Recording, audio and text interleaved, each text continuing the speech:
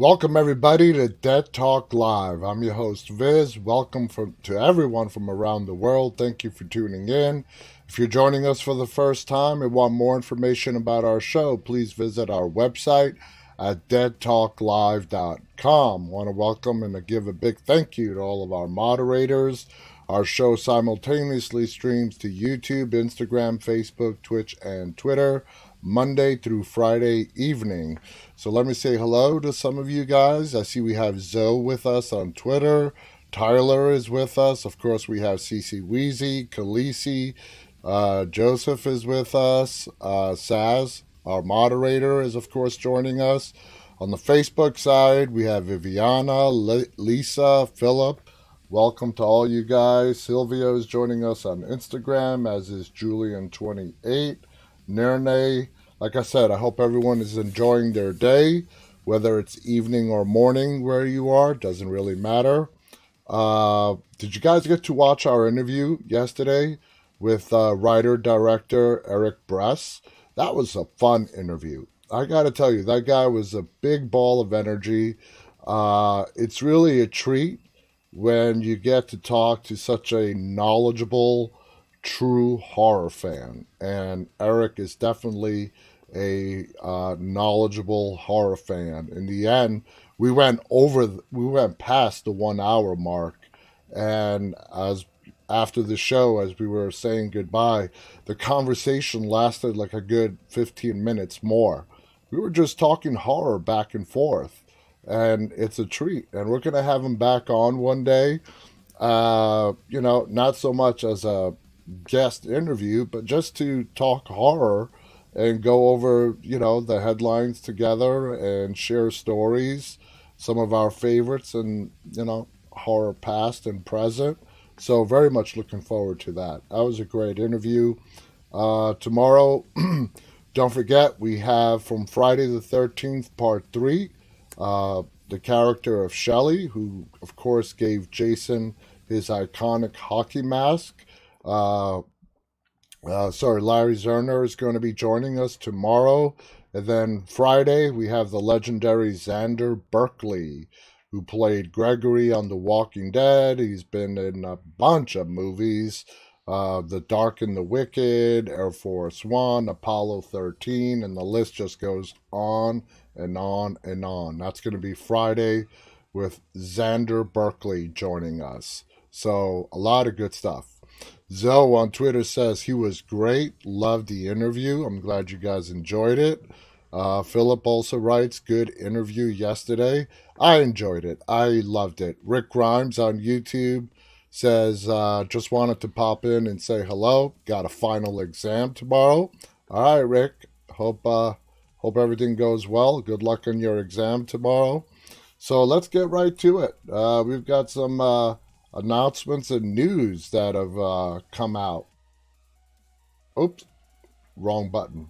My bad. Anyway, here we go. Let's bring up the news. And yes, we finally have a release date for Black Summer Season 2. It is going to be in less than a month, June 17th. We finally get to see Black Summer 2. As a lot of you know, we've had the two main stars of the show on our show, Jamie King, who plays Rose, and Justin Chu Carey, who plays Spears. They've both been our guests, and they've both discussed the upcoming season 2. The wait is almost over. It's dropping on Netflix on June 17th. So let's see what this article has to say. Black Summer is a Netflix original spin-off prequel to sci-fi Z Nation. That aspect of Black Summer, I disregard because I'm just not a big Z Nation fan. That's just my opinion. I tried it. I really did. I just never really stuck with me. And Black Summer, even though it's a prequel, it has absolute no similarities to Z Nation whatsoever. Anyway, it goes on to say the series has not had a new episode since 2019, and fans have been eagerly awaiting news of the release date. The wait is over. Black Summer Season 2 is coming in June 2021. Carl Schaefer and John Hames co-created Black Summer. They also co-executive produce and are both showrunners for the zombie thriller with a darker tone than the flagship series. Oh yeah. Z Nation uses the term Black Summer in its dialogue, referring to the summer that things went to hell. The spin-off is set during that time and begins about 6 weeks into the apocalypse. Black Summer Season 2 will be released on Netflix on June 17th, 2021 at 12:01 a.m. Pacific Standard Time, 3:01 for us here on the East Coast. Die-hard fans will make sure to set aside time to binge watch the 8-episode season immediately. I know I'm going to binge watch it. The pandemic cut into filming for the series, which made the release date much later than anticipated. Now, the cast, of course, Jamie King will return as the lead character, Rose. Spears, played by Justin Chu Carey. Lance, Kelsey Flower, and Sun, played by Christine Lee, will also return. As with any series set in an apocalypse, the cast can often change due to zombie attacks, and this series is no different. But rest assured there will be new cast members in this second season. Now, the synopsis for Black Summer Season 2, there isn't any. There is no synopsis. We haven't seen the official trailer for Black Summer 2. A trailer will follow shortly, most likely closer to the release date. But for now, Netflix posted 3 short teaser clips for you to watch while you wait for the full trailer. I haven't watched these, so let's check this out.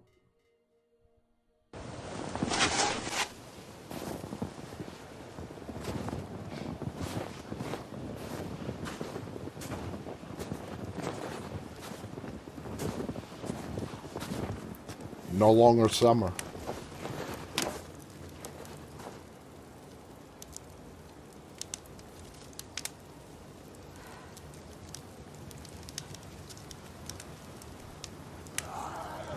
Brand new set of people.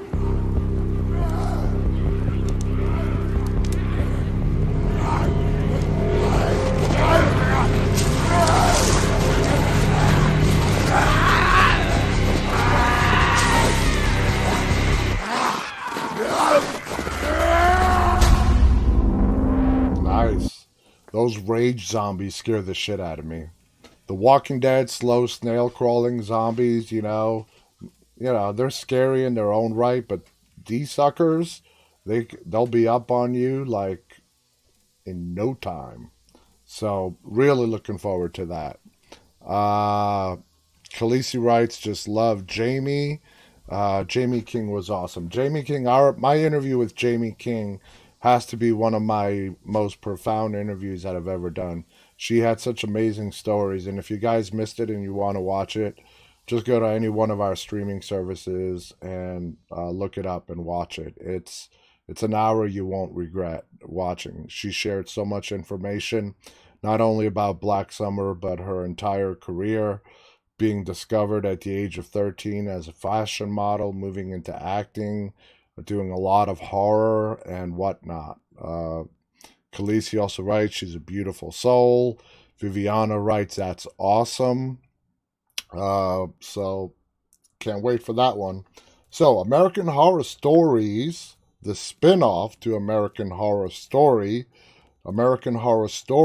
where each episode is going to be its own separate story, sort of what like Tales of the Walking Dead is going to be when that eventually comes out, as opposed to what American Horror Story, the mother show, is where the whole season is a separate story from the next season and the prior season.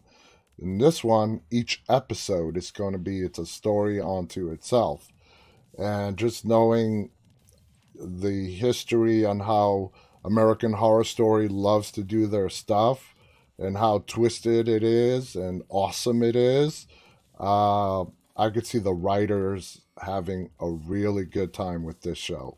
Anyway, it is coming this summer with American Horror Story Season 10 arriving in time for Halloween. The American Horror Story universe is expanding not only with the 10th season of the main series, but also brand new spin-off American Horror Stories, the former airing on FX and the latter an exclusive to the FX on Hulu portal. So basically what that means is you will not be able to watch American Horror Stories on FX if you have cable or satellite. You gotta have FX on Hulu, which that really sucks. Okay? So not only do you have to have Hulu, I don't know if FX is an add-on subscription to Hulu. I want to say no, which is okay, but you need a Hulu subscription to be able to watch the spin-off. I don't think you need to pay extra like with Amazon Prime, and they offer like all these channels like Hulu, I think, and so on. You can get it through Amazon Prime, where you have all your apps consolidated in the Amazon Prime Video. But don't hold me to that. I don't think FX is an add-on subscription to your Hulu subscription. If it is, that would really suck. This week, FX chairman John Landgraf teases when we can expect the new season and the new series, both arriving later this year. American Horror Stories will come to FX on Hulu in July. So that's just 2 months away.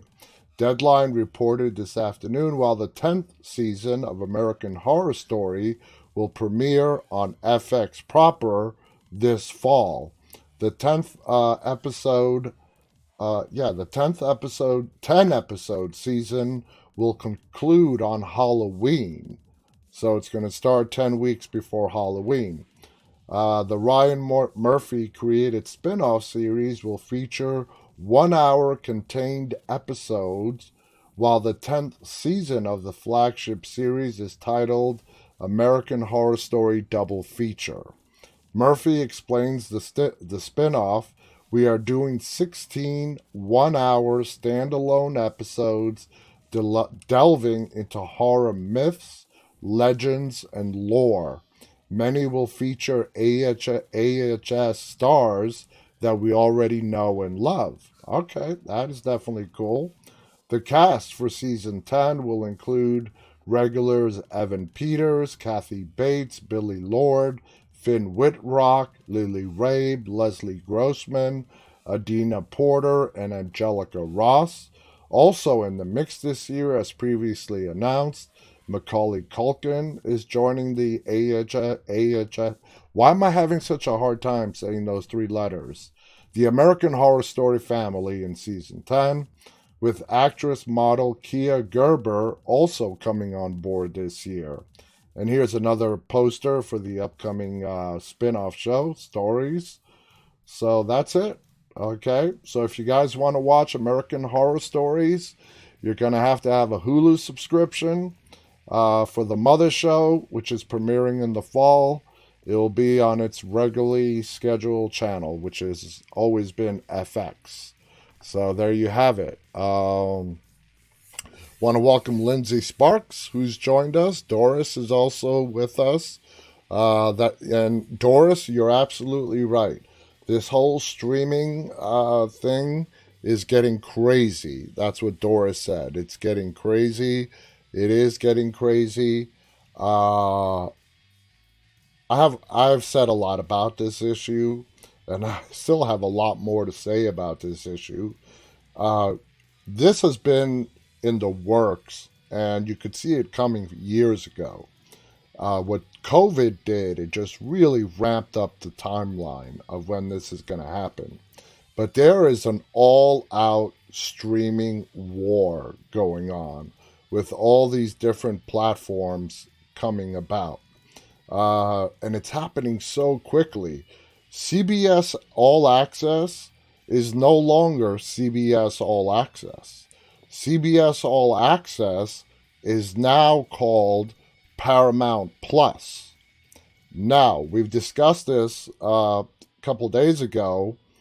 CBS is moving some of its most popular shows from the CBS channel over to Paramount Plus. Clarice is still in negotiations as to where they are going to end up. It's a hit show. They're averaging like around 6 million viewers. So they are in current negotiations as to where season 2 of Clarice is actually ultimately going to end up. And I really think it's because it all comes down to money. That's no question, okay? When it comes to these big studios and distributors, it's all about money. What I think is going on is advertisers are really starting to pull their money from television commercials. They're not spending as much in television commercials and diverting their marketing money more into online platforms, the internet, apps, and of course, streaming services for the ones that are ad supported. But that leaves the studios with having to come up with ways to keep generating their revenue. Big studio networks like CBS, Fox, ABC, and on, they've been making millions of dollars every year, and the main source of their revenue is commercials, advertising. And now that I believe that businesses are diverting their marketing money away from commercials and more into the online media, these studios need to keep generating revenue, especially on their hit shows like Clarice. So, what better way to build up your subscription base to Paramount Plus, where you have a guaranteed source of revenue from everyone that signs up each and every month because they want to watch maybe 1, 2, or 3 shows that are on Paramount Plus, than to move some of your most popular shows, take them out of CBS, and put them on exclusively on your streaming service. So it's gonna get messy. It's gonna get messy, and it's already happening. They even have a term for it. They are calling it subscriber fatigue, because there's just so many damn streaming services right now. Everyone is not going to fork out $5 for this service, $10 for this. I know I'm paying like $15 a month for Netflix. Eventually, people are going to say enough is enough. You know, cable, what used to be my main source for watching television shows, now is not where I go to first. I go to my streaming services first because that's where all my favorite shows are. And if nothing is there at the whatever date I'm watching, then I'll switch over to cable and see what's on there.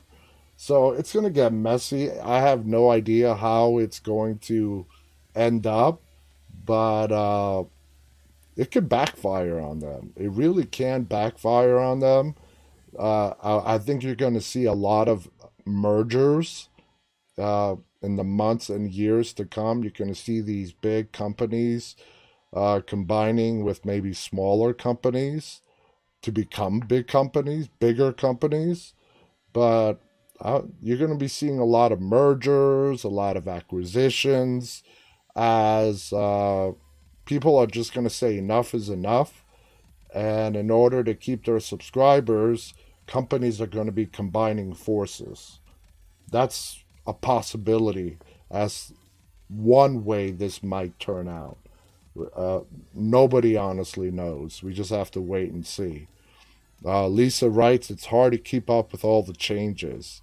I didn't know about that CBS All Access until recently. I found out that CBS All Access doesn't exist anymore. It's now called Paramount Plus. I'm like, what the hell? So, anyway, welcome to all of our new viewers who just joined us on Instagram. Let's continue on here. Fear Street apparently is a new movie coming to Netflix trilogy in July. Goosebumps author R.L. Stine's other famous 90s book series is coming to Netflix. It's a film trilogy event, of course, called Fear Street.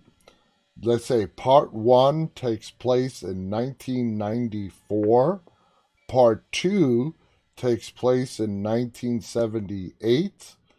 And part 3 takes place in the year 1666. The Fear Street books from author R.L. Stine are making a comeback as a trilogy of movies hitting Netflix next month. The 90 series span more than 50 books, with the source material slightly scarier than Stine's other popular book series called Goosebumps. Netflix dropped the Fear Street trailer on Wednesday, showing a series of murders taking place in the town of Shadyside over a period of 300 years. Before we continue, let's just go ahead and watch this trailer. We're all cursed. The witch is real. She put a curse on Shadyside.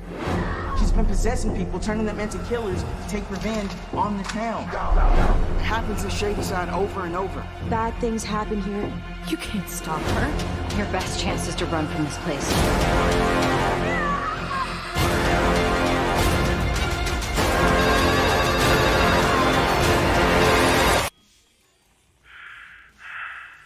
Hello? Hello?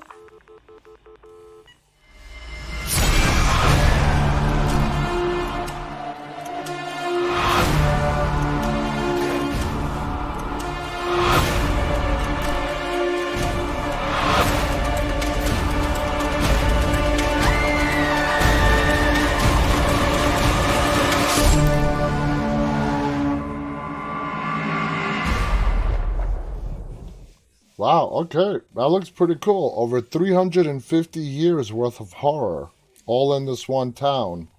Fear Street Part 1, 1994, will launch on July 2nd, followed by Part 2, 1978, and Part 3, 1666, on July 16th.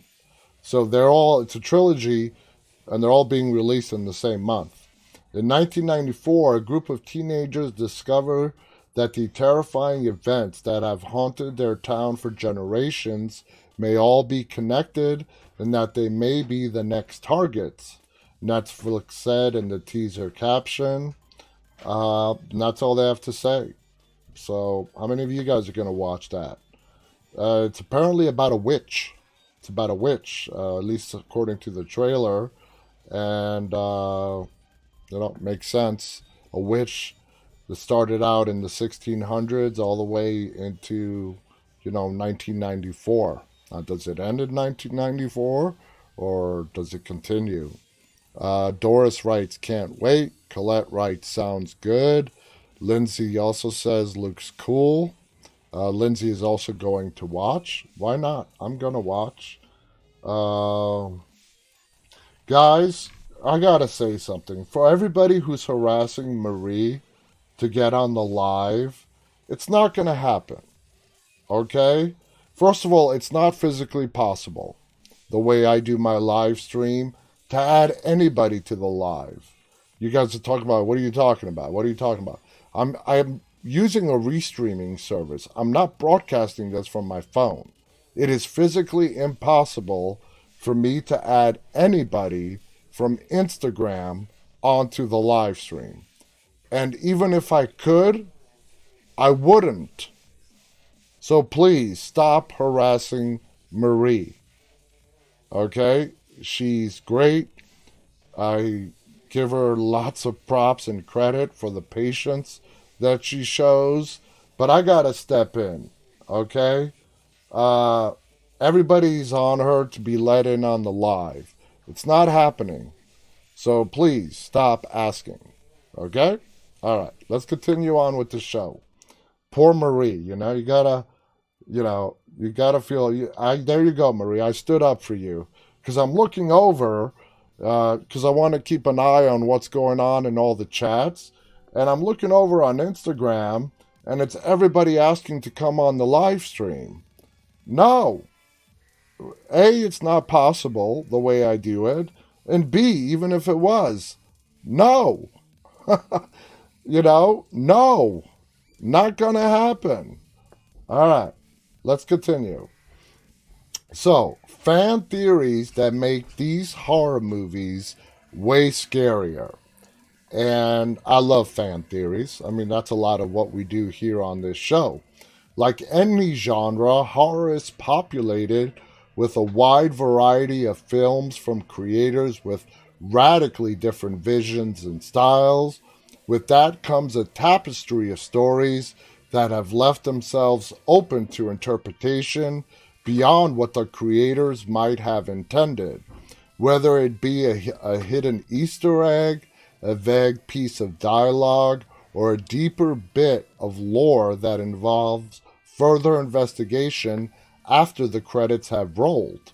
From classics such as Halloween, The Thing, and Hellraiser, to modern hits like The Descent, Hereditary, and Us, the genre is rife with films that leave themselves open to countless theories and rampant speculation.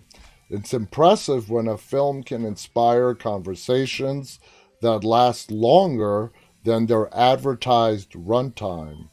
These are just a few choice theories that serve to not only fuel hours of compelling discussion, but make the films themselves even more terrifying. Now, be forewarned, the following list contains spoilers for these movies and the frightening events within them. But if you don't feel like sleeping tonight, turn off the lights and dive into a horror theory rabbit hole. And first on the list is the Blair Witch Project, concerning 3 college filmmakers who end up lost in the woods while hunting for the titular Blair Witch. Ends with the 2 remaining filmmakers entering a house in the woods. They are then taken out by some unseen figure. There are several theories about the identity of the killer, with one candidate being cameraman Josh, after succumbing to the witch's influence. Very plausible. Now, of course, this theory only explains what happened to the humans, not their remains, their equipment, or how they got there in the first place. What most people miss is the very likely theory that the trio had been transported back in time upon entering the woods.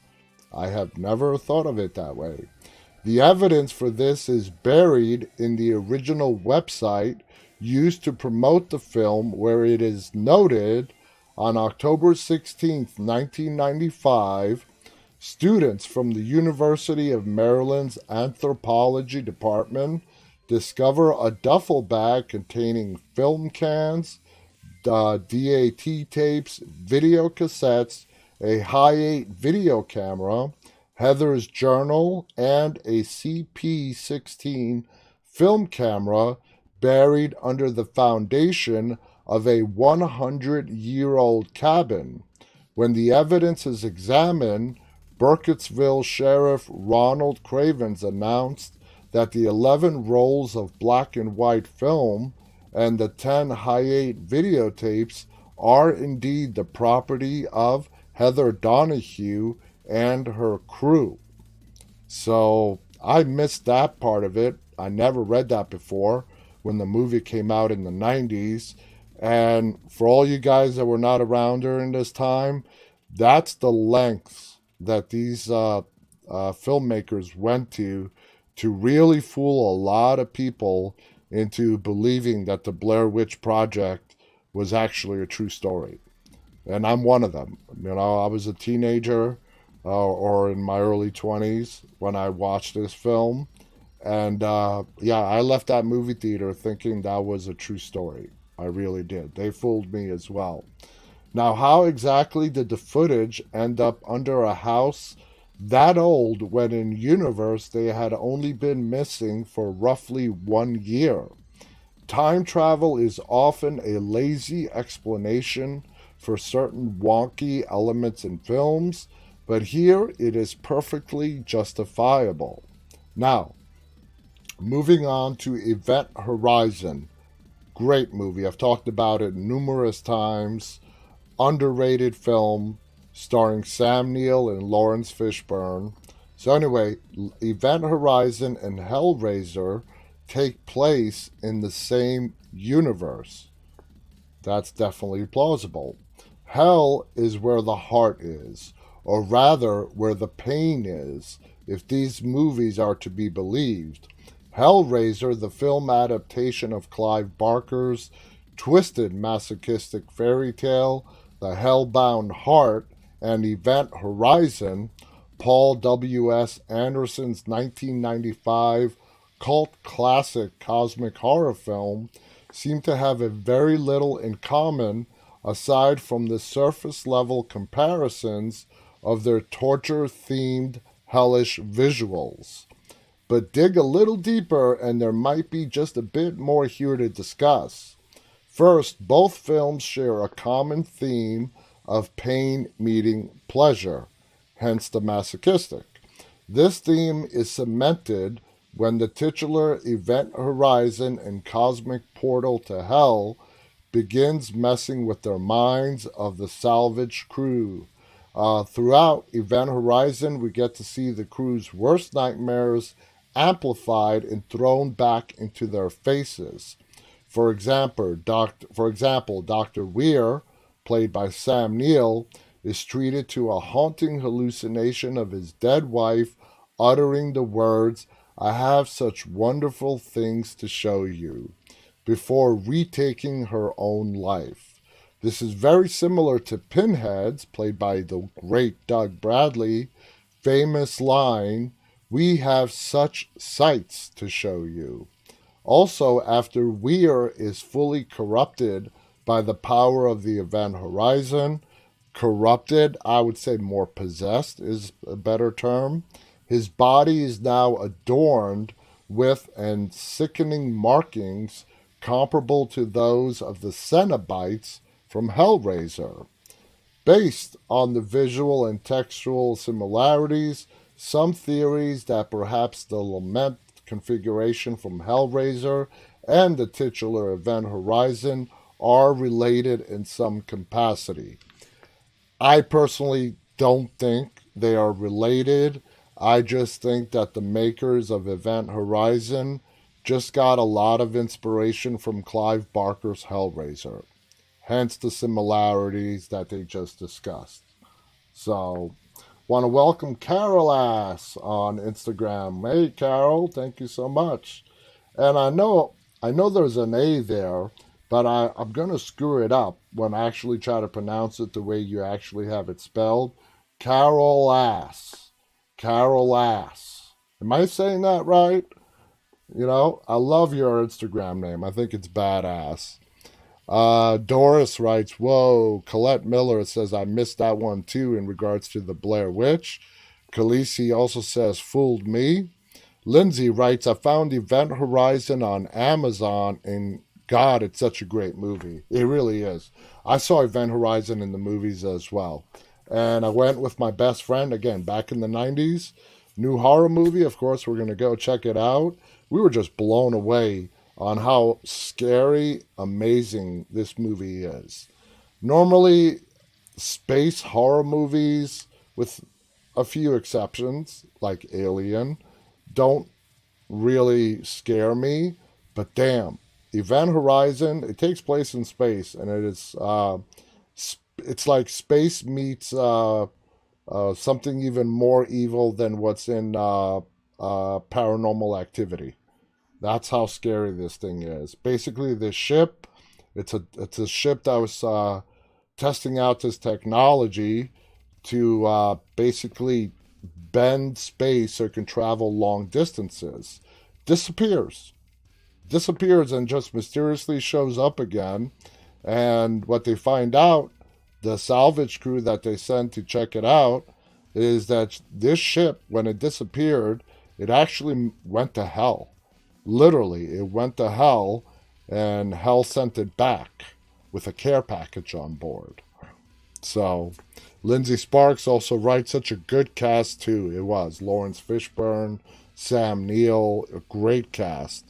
Zoe on Twitter writes, I've never seen it, but now I feel like I have to. Zoe, I highly recommend it. You're not going to be disappointed, and it will actually scare you. It is a great story, great acting, and it's a scary story. So, let's see.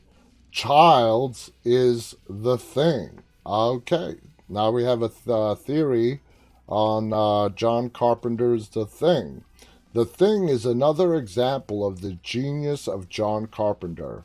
It is a story of men stationed at a research facility in the Antarctic, forced to contend with death and paranoia at the hands of a shape-shifting alien entity.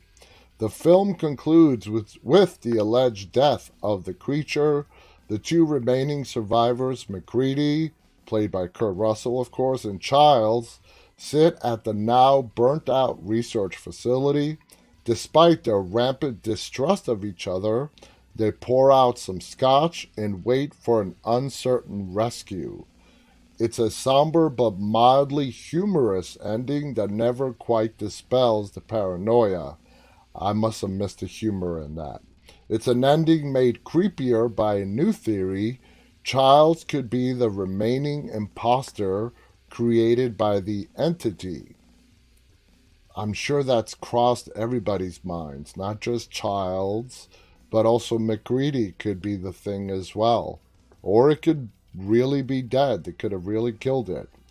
Commonly circulated evidence behind this claim are Childs' ever-changing clothes throughout the film and the possibility that the drink McCready, played again by Kurt Russell, had provided him potentially gasoline instead of water. So what, McCready was getting ready to burn him alive as well? Whether or not this question was ever intended to be answered is unclear, but it's a testament of the film's lasting paranoia that fans have debated this for decades after its release. Danny, the next one, Danny was always chosen in Midsommar. I know a lot of you have not watched this movie yet. I absolutely believe that Danny was always chosen to be in the position that she's in at the end of the movie, which I'm not really going to spoil for you. To me, that's not even a theory. To me, that's what I thought from the beginning. Dr. Samuel Lewis is in Psycho and Halloween. Okay. Alfred Hitchcock's Psycho and John Carpenter's Halloween shared some DNA, both figurative and literally. For example, Jamie Lee Curtis, who portrays Laurie Strode in Halloween, is the real-life daughter of Janet Leigh, who starred as Marion Crane in Psycho. Additionally, Dr. Samuel Loomis, played by the legendary Donald Pleasance in Halloween, shares the same name as John Gavin's character from Psycho. However, fans have speculated that this goes beyond just a fun nod from John Carpenter, and could quite possibly serve as a piece of connective tissue between both movies. There is a theory that Sam Lewis, inspired by his dealings with Norman Bates, took on psychiatry. This would eventually lead him to Smith's Grove Sanitarium, where he would become Michael Myers' doctor for the duration of his life, at least his life while he was in the sanitarium.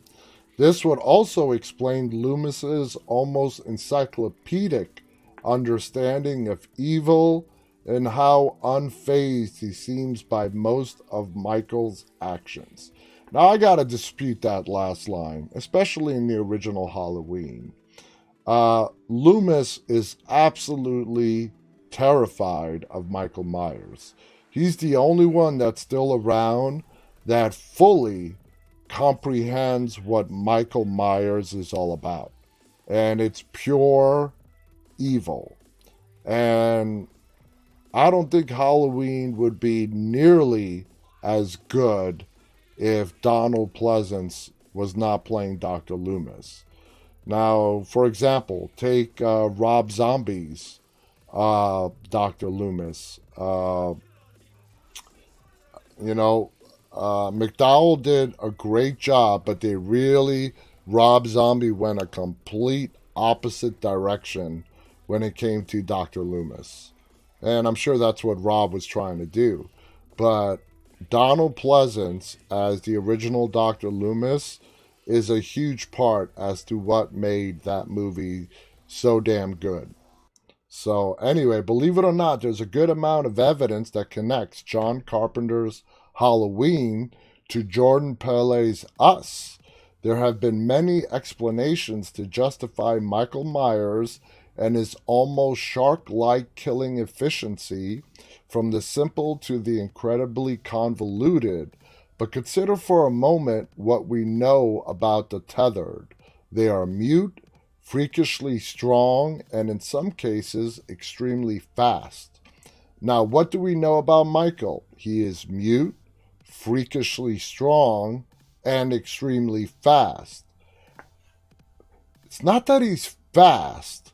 It's just like he's the boogeyman. The dude he just walks. You could be running for your life. He is not going to break his stride, but he's always at least right there, right on your ass. Just his normal, casual pace. Doesn't matter who's running away from him. He is always right there. Considering the events that set the movie Us in motion, how big of a stretch is it that young Michael Myers was replaced by his tethered counterpart? Much like what happened with Adelaide and Red, and went on to murder his sister that fateful Halloween night. Now that's kind of a stretch right there. Khaleesi writes, I agree. Colette, great actor, and Donald Pleasance, he was. Lisa also writes, I love connecting dots between movies and TV shows. It's fun. It's absolutely fun. So Carol Ass explains, it's alas. Carol alas. Carol alas. Okay, if I keep saying it over and over again, I'll try to remember it. Carol alas. Okay, I'm going to try to not screw it up in future shows. The Collector is a failed Jigsaw protege. Now, The Collector, I don't know how many of you guys have seen it. Again, another great flick. 2009, The Collector is a tightly directed and thoroughly suspenseful cat and mouse style film.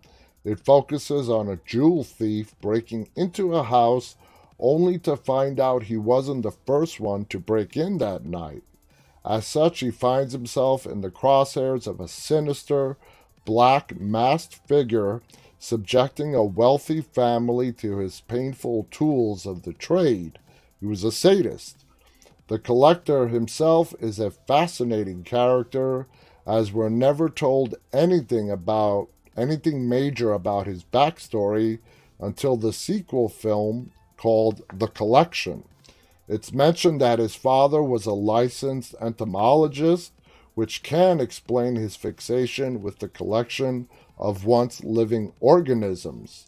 Even so, there's still questions about his remarkable ability to create elaborate death traps. Wait, a shadow figure using dilapidated buildings as stages for elaborate games of death? This sounds familiar, almost like Jigsaw from the Saw films, which is our topic for tonight. And I think after this bit, it'll be a good segue into our topic. It sounds like a stretch, but given how fast and loose the Saw films have played it with continuity as of late, it may not be impossible to think that Jigsaw could have had another failed assistant, much like Amanda and Hoffman. The film, when it was originally titled The Midnight Man, was originally conceived as a Saw prequel film. So this theory has some solid backing. Oh yeah, especially if the Collector was put together to be originally a prequel to Saw. So out of all the theories that we've just read, that one is actually has some evidence to back it up. I just see this next title. I got to read the next title off to you. The Necronomicon, which is the book that is found in red that raises the demons in the Evil Dead. And Necronomicon is really just means the Book of the Dead. It's a Greek word. The Necronomicon is responsible for Friday the 13th and the Evil Dead. As interesting as that sounds, I'm too curious to find out what they say. It's scary enough when a theory can affect your understanding of one horror series, let alone two at the same time. The Necronomicon is most synonymous with the Evil Dead series, in which the chainsaw and boomstick-wielding Ash Williams contends with the evil flesh-bound Tome and the Deadites. That's what they call them, Deadites. It summons. However, it seems that the Book of Dead is a popular library rental. Not only is it responsible for the adventures of Ash, but might be partially responsible for the creation of Camp Crystal Lake's #1 slasher, Jason Voorhees. I don't get that. During a scene in Jason Goes to Hell the Final Friday, there is a moment where the Necronomicon is visible in the Voorhees home. This has so many implications, including a possible explanation on how the Jason keeps coming back from the dead. But it is interesting to see how both the Deadites and one of cinema's favorite slashers quite possibly share the same origins. Backing up this theory more is Jason Goes to Hell, director Adam Curtis, who claimed to Horror Geek Life that he and the Evil Dead creator, Sam Raimi, came up with the idea of the Necronomicon reviving Jason. Alright, the creator of the Evil Dead was talking to the director of Jason Goes to Hell, and they were just discussing the idea of the Necronomicon is what's responsible for reviving Jason. If it doesn't say if it just went beyond just two filmmakers having some fun. That's what that sounds to me. Two talented filmmakers, sharing their movie stories and what they created and having a little bit of fun with it. So, I don't know. Colette writes, don't remember the book or Necromancer. Oh yeah, the Book of the Dead, the Necronomicon in Evil Dead is, if they've never read that book, if they never started playing those tapes, you would assume those demons would not have been resurrected from the woods.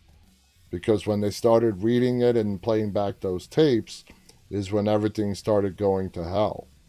Lisa writes, I worked psych when I first became a nurse, Colette, and it is so true that some of them have an unusual amount of strength. So, in the time that we have left, guys, let's talk about some of Jigsaw's most elaborate / favorite traps.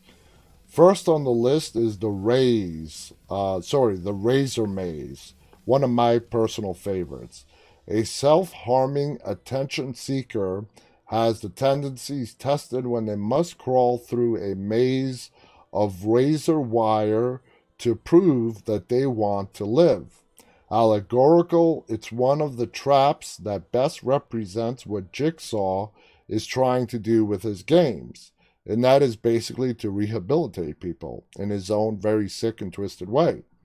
We never get to see the path that leads to freedom, but considering Jigsaw's motive, it was likely a very simple path, and Paul's fear of cutting himself on the razor caused him to hesitate or be careless in getting through that elaborate maze / trap.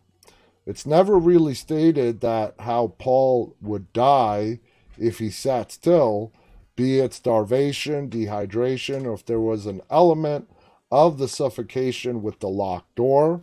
But considering the whole Jigsaw left as a clue, it was likely Paul being locked away and dying of just starvation. Now, the reverse bear trap, very popular and seen in multiple Saw movies. Saw 6, and Saw 7. It's one of Gus Jigsaw's favorite traps. The first two victims of the trap were two of John's earliest disciples. One of the 3 times it is escaped from twice. Unfortunately for Jill, she isn't so lucky. The next one on the list is the Death Mask, Saw 2, a metallic Venus flytrap. And if you guys remember this one's nasty. This trap resembles an Iron Maiden, allegorically, as its victims is a criminal informant who relies on blending in and his image as a criminal. The trap, disfiguring him, rips away the mask he uses as an informant. Like many traps that requires on the player acting sloppy and reacting irrationally, which often happens in a panic, this victim was quick to realize to pull the cord that kept the game from activating, but pulls the cord by mistake anyways.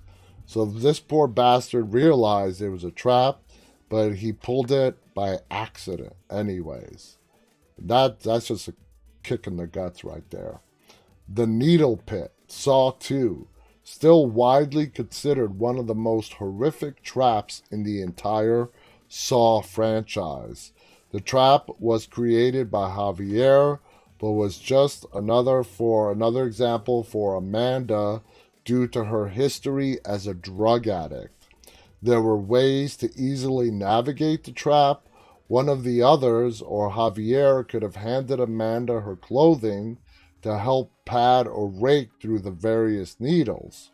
Even though Amanda finds the key with little time to go, Javier's clumsiness causes him to drop the key and robs him of the antidote. Just checking on the time here. It's fun going through this list of all the various traps that we have seen in all the different Saw movies. And as a reminder, guys, Spiral from the Book of Saw is out in movie theaters right now. I'm waiting for it to be released on video on demand till I watch it. The Knife Chair from the Saw movie 4, Jigsaw's first sinister game, continued the tradition of Jigsaw using facial disfigurement as a way to rehabilitate his victims by making them fight each other to survive. Cecil could have escaped without encountering the knife chair altogether if he had just leaned forward when he woke up. The release to his restraints was always present and just not revealed by John, Jigsaw. Cecil's attempted attack on John proves John's philosophy is flawed despite his strict devotion to the idea. The Glass Coffin, the end of Saw 4, Saw 5, a bloodless test of face. It's one of the earlier built by John in the flashback during Saw 4. It's one of the few traps that, if completed as intended, isn't going to hurt that much.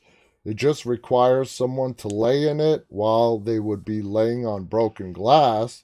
They would have their clothes to help pad and make it more bearable.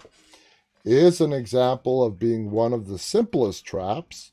Another example is the shotgun keys in Jigsaw. All it takes is a leap of faith that Jigsaw wants to save your life. Now, one of my favorite ones is also the shotgun shell necklace, I guess is the best way to call it. I believe that was Saw 2 or Saw 3. They all blend together after a while. But it's basically the husband and the wife. You don't realize they're a husband and a wife because they're not together in the movie until pretty much the final scene. The way that woman died, that broke my heart, you know. She actually performed surgery on John, which is why she was kidnapped and brought there in the first place. And they put that trap around her neck, so just in case she doesn't kill him, because if John died, I believe that wheel shotgun necklace was going to go off. But at the end of the movie, doesn't matter. Her head is literally, when that trap goes off, it's obliterated. I mean, it's just like being decapitated, but worse. The head is just completely obliterated. It makes what happens to Glenn and Abraham, what Negan did to them on The Walking Dead, seem like a much nicer way to go, which I know it's not. They died a very slow, brutal death, being beaten over the head with a baseball bat. Even though that shotgun necklace was horrifying to watch, at least for the victim, it was quick and over with very, very quickly.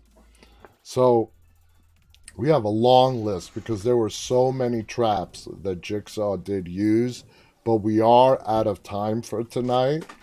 I'm a huge fan of the Saw movies. I'm not saying they were all great. They weren't. The first one was great. The second one was great. The last one, before this Spiral one, I have not seen that one yet. I would probably say that the last one is my least favorite.